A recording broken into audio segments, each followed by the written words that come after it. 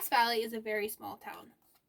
Many years ago, millions of ounces of gold were found in it. Empire Mine, though only open for 100 years, made the people who mined there millions of dollars, and today is still one of California's historical landmarks. Not only is the Empire Mine still standing today, but is open to the public and has over 14 miles of trails, which people can hike, run, horseback ride, bicycle ride on. I, for one, have been to the site and experienced all it has to offer. On these trails, I not only got some fresh air, but in doing so, got to see buildings from that time period as well as miles of flooded and abandoned mine shafts. In order to fully understand the significance of the Empire Mine, it is important to know its history, present-day importance, and what its popularity still does to the little town it is located in. Now let's cover one of the most important parts of the Empire Mine.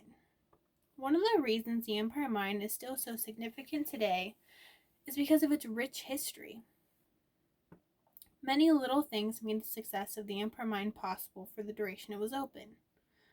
One major part was keeping the old mine evolving by adding needing improvements that came along, such as hiring new men, extending the mine shafts, and as said by Marietta Barron in Empire Mine turned the Grass Valley golden, adding a pump that removed 18,000 gallons of water per hour. As said by Barron, while ownership got traded 8 times in the 100 years it was open, that might have been its saving grace, because each new owner saw things that needed to be done to increase profit. One of the biggest problems in the operation of the old mine was the way the workers were treated. Barron mentioned the people workers were not treated well. They were working 10-hour shifts while only getting paid $3 a day, all the while working in very dangerous situations.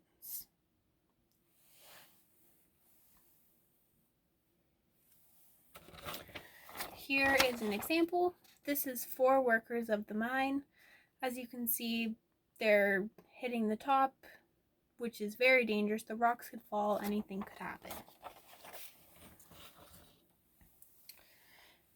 Mules spent their whole lives in the mine shafts as well, pulling the ore carts to the waiting chutes, but unlike the people, they were treated well.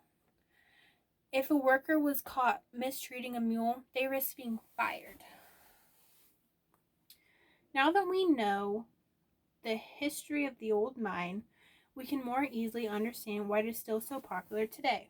Even though the old mine offers many things to the community, such as tours of the garden, cottage, and even offers a great venue for a wedding. As said by California Parks and Recreation. The cottage, which is a beautiful building made of rock with a view of the wonderful garden and amazing water fountain, which people visit for fun or to have a wedding venue at. While the cottage and garden are beautiful, that is not the whole appeal, as said by Dan Carter. Visitors can peer down into the depths of the mine shaft, tour the elegant mine owner's cottage, and walk through the mine yard, which is filled with all sizes and shapes of mining equipment. People can see what people saw 100 years ago. One of the other huge attractions to the public are the miles of trails. People get to get some fresh air on these, as said by California Parks and Recreation. 14 miles of trails, which people can experience any way they want.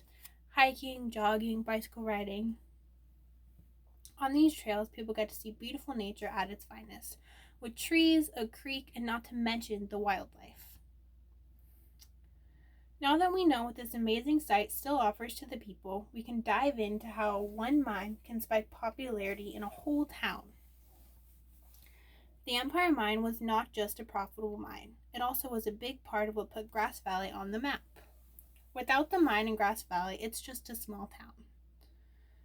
As said on Empire Mine State Park, Grass Valley, once a boomtown, is now a quiet, steadily growing community, overflowing with historic landmarks and gold rush memorabilia. The Empire Mine is its pride and joy.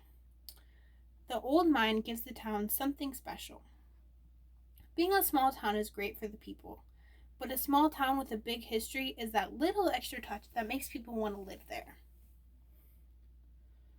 Before the big mine opened, it was just a town. But once the mine opened, people flooded in. Granted, it has largely to do with the hope to get rich, but even after the mine closed, they stayed. As said by Western mining history, as word spread about the gold rush, prospectors flooded the foothills. By 1851, thousands of people were now living in the bustling town now known as Grass Valley.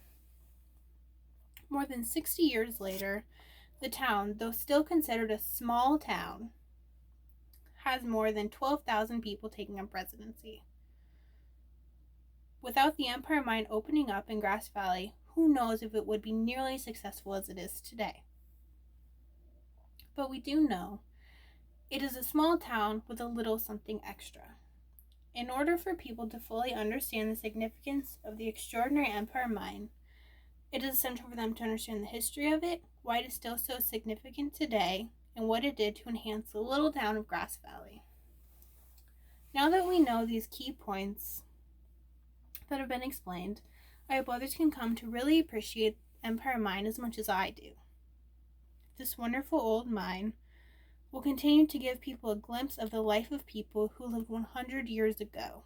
And 100 years from now, it will still be teaching them while simultaneously putting a smile on their face. Here is a little bit of gold. This is just a tiny bit. Remember, the Empire Mine, they found millions of ounces of it. Thank you guys for listening.